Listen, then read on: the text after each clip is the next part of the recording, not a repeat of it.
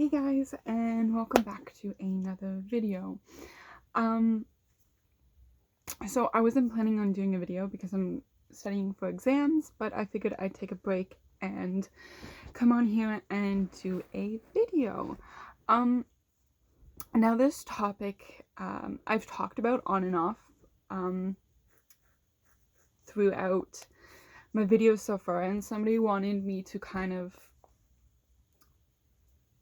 not relive it, they didn't want me to have any triggers or anything. But they want me to go kind of like into greater details about having stalkers, which is fine. Like I said, like, you know what, I'll talk about anything, and this is one of them. So yeah, I honestly, I don't know how this started, guys, with the whole them stalking me. Like I said, the sixth member of the group, of six, I'm not 100% sure who it was, but I'm pretty sure it is who I think it is, because of this person was, unfortunately, in all of my classes, and it was weird because he would just like watch me while I was in class. I could feel him watching me, and it got to the point where it's just like, it's hard to explain because like it makes you really look over your shoulder and question like all your decisions of like life. It makes you very, very paranoid. I'm not gonna lie, I was extremely paranoid for a very long time, and I still am occasionally. So yeah, how it's like started, like honestly, I don't, well, okay, let me rephrase that. I kind of know where it started, but I'm not, I'm not gonna like point out a time, because there was like a whole lot of time that this happened. So my ex, I get it, that, we were young, so like, again, like I wasn't like, oh, he's like, the love of my life type of thing when we started dating and stuff. But after we broke up and stuff, and it's like he couldn't let me go. And I know how that sounds. Like, he wanted to move on with his life. He wanted to like date other girls and stuff, but he would not let me go. And what I mean is by this is, like I mentioned it in a few videos ago, like he would follow me on my lunch breaks, because I would tend to leave the school just to get some fresh air, and it would be so weird because like I would either walk to the lake that was near my school and hang out like with the park, or just on the bench, just like get some fresh air and breathe. And there he was hiding behind like the building that had the washrooms. Like he would watch me, like I would feel him like following me, and when I looked behind, like he would play it off like he wasn't there to like follow me. It was very weird. When I went to like get coffee or whatever on my lunch break, there he was. Whenever I walked home, he would follow me at a great distance, sometimes not. And I would, if I was with some friends and stuff, I would worry about their safety. Like they would, like if he wasn't alone and he was with his other friends, or like from the group, like they would shout like constantly like that I was a whore, that like if I was because my best friend was a guy, right, and we lived like 3 blocks, not blocks, but streets over, and like we'd walk in the same direction. So if I was with him, they would shout really crude things. They thought that I was banging him or whatever. Yeah, they wouldn't let it go, right? And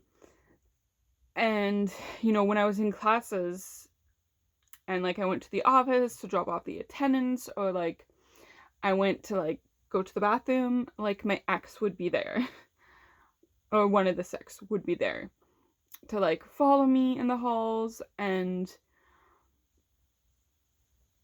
it was just really, really creepy, especially at that age. And that was like the basic stalking that happened at the beginning, but again, it got really, really aggressive to the point where they would stand outside my house at night, like the group of them, and they would literally stand outside my house watching the house, or text me like they were outside the house and whatnot. And like I knew that they carried knives and stuff, and yeah, I was afraid for my safety, but then I got to the point where I was just afraid of everybody else's lives around me. Like I didn't want them to be affected by that, but I guess in the end they were affected by my behavior and stuff. But yeah, they used to like stand outside my house or like walk by it, and like they would let me know that they were there and always constantly watching. Like it would be weird, like I would be like in my room, and like it would be like evening, but like my curtains would be open because of light. I wasn't a vampire, and like I would like move in front of my window or something and go reach for a book, and then all of a sudden like my phone would bing. Like it would be a message from one of them saying, "We see you." And like I would look out the window, and like one of them would be waving from across the street, or like nobody would be there. And then like I would get like a bing like on my phone again, and it would be like, "Oh, what book are you reading this week?" Right? And like so it got to the point where it's like I always constantly kept my curtains closed. My mom thought like I was being, I guess, depressed or whatever, but it was like freaky. Like I couldn't move in my own house, which was, it sounds weird. Like I always felt like I was being watched, like 24/7. Like I always thought I was being watched. And like when we had the issue of the no contact order, like I said in that video, like I honestly thought like I was safe, right? That it would lessen, but it ended up getting a lot more heavier. Where again, like they would follow me home, hide in bushes and whatnot, and try to scare me, or they would do everything possible to keep tabs on me. And it was weird because it's just like, they had girlfriends, okay? And like I said, they enjoyed sharing them, which is fine, do you. And when I say it's fine, because I mean some people choose that. Like I mean these girls thoroughly enjoyed being passed around, and they would rub it in my face too, like saying that I was good enough, that I could have had that, like if I was better and all that stuff. But little did they know that they were always constantly ooh, I'm old, everything hurts. Like they would be constantly watching me, and like when I would tell them that like, can you just ask them to leave me alone, because that's at one point I got a little bit desperate, and of course they didn't believe me. And I got into a little bit of a, I guess you would call it, cat fight with one of them, where they so what happened was, and I talked about this, so throughout the stalking, like they would constantly text me and let me know like they were watching, like even in class. And so my cooking class that I talked about with my ex, he would like text me. It was very weird, like when we were in class and stuff. And I briefly mentioned this, like he would hand his phone off to his girlfriend, and like she would pretend to be him, and it was very weird. And like I could tell by certain of the writing, it changed, and I knew like that it was probably like his girlfriend. So I honestly I would Not that I wanted to cause trouble or be like one of those people. I just wanted them to be aware of the fact that they are in a really, really terrible situation and they should get out for their safety. Like, I wasn't trying to be like a jealous bitch or anything. I was just trying to protect them too.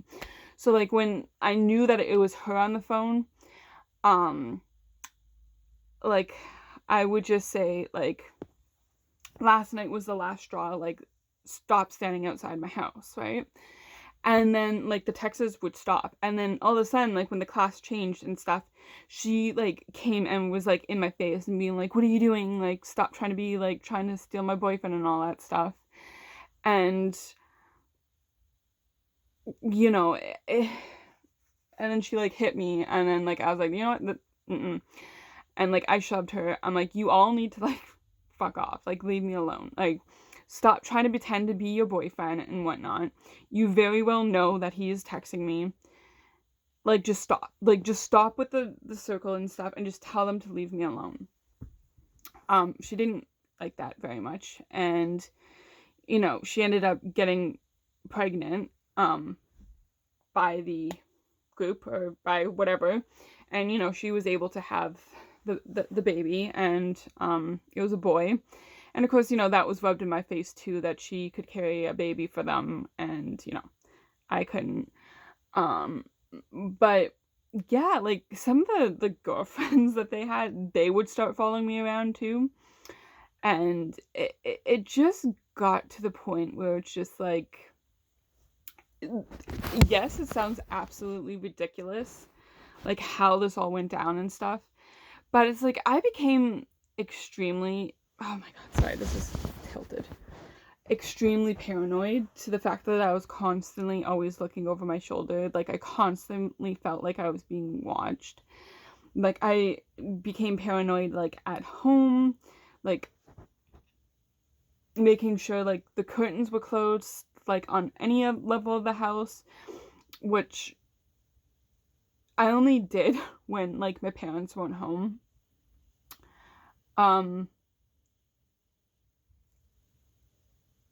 And that was yeah, so like when they got home, like I knew they were on the way home, I would open them up, except for my bedroom. You know, but mostly when they got home, like it was dark, so like I had an excuse of why the curtains were closed, right? But yeah, I was obviously paranoid, and like even after school, ended, like high school, like I graduated and stuff, I would just see occasionally them walking up and down the street, like for a very long time I didn't feel safe going anywhere. Like I would get high anxiety. Like I would always constantly, as soon as I got to a place, this sounds paranoid, but I was always looking for the exits, counting how many like open spaces there were. I would always make sure that like if we were going down like one of the aisles, like I would double triple check before like we went down them. I was in like extreme paranoia mode. And like if we were like grocery shopping near the house, like I wouldn't like go. I would just make an excuse, like, but if the grocery store wasn't as close to the house, like I would go. But yeah, like I would try to go to the far away grocery stores, not that far away, but like not in the facility. Like I was always afraid that they would come up and like either attack my mom or say some harsh things. Like I was always on high alert of like I didn't want anybody else hurt and stuff. And like I honestly, I didn't know what they were capable of being in that situation, right? And it was very overwhelming and scary. And again, like it has taken me a very long time to get over that. And sometimes like if I am shopping in the area, because I know a lot of them have moved away, you know, I just hear it from the grapevine of, you know, a friend of theirs, right? That, you know, a few of them have moved out of like province, and, you know, some of them are still close by. So I still, you know, obviously occasionally look over my shoulder, and yeah, when I do see them in public, I definitely leave the store, leave the area. I avoid the situation at all costs, because again, I don't want anything to be, I don't want them to be fixated on me again, or like start anything, or just, and all of that bullshit, right? So to an extent, yes, I am still kind of paranoid, but at the same time, like, I've moved on and kind of just tried my best to move on, right? And do what's best for me, and that's what I have been doing. But yeah, honestly, I would recommend, like, if you do have a stalker, for sure reach out and try to get help. Again, for me, my situation was completely different, and unfortunately I did have a bad experience, excuse me, with the police, where they were brought in. I'm not entirely sure if I mentioned this in the video before, but I guess we'll tie this into this video, where the school was just tired of my bullshit and complaining, so they brought the police in and basically told me that there was no solid proof, that it was just my word against their word, and that basically I just needed to shut up and stop looking for attention. They didn't say it in those words, but basically, long story short, that's what it came down to, right? So, to me, I felt like I couldn't go to the police because I already got shut down once. And again, I was very young and not naive, but like, I was so stuck in this fog that I didn't realize that, like, there were other police stations within the area that I could have gone to. But again, I guess that's PTSD too. It's just like, you've had, like, you know, a very bad experience. I didn't want to get triggered and be shut down and stuff and have this drawn out and stuff. And that wasn't me protecting them, because I know how that sounds, like, oh, I didn't want them to get into trouble. I honestly didn't give a shit if they got into trouble or not. Like, I wasn't, like, trying to protect them. But there was situations where it kind of seemed like that, which I'll do a video on. But it was actually just for my own safety. So there's that video. But yeah, honestly, guys, I would recommend reach out, get help. You know, don't take no for an answer. You have to protect yourself and do what's best for you. And for me, if I can go back and redo that situation, I would handle it a lot differently. But again, like, now looking back on it, it's like, you know, you could have done a million things differently, but would it all have turned out the same, right? I can't constantly play what if, and I've talked about this. So anyways, guys, yeah, I honestly say put yourself first, do what's best for you, and, you know, protect yourself. If anything, learn from my situation.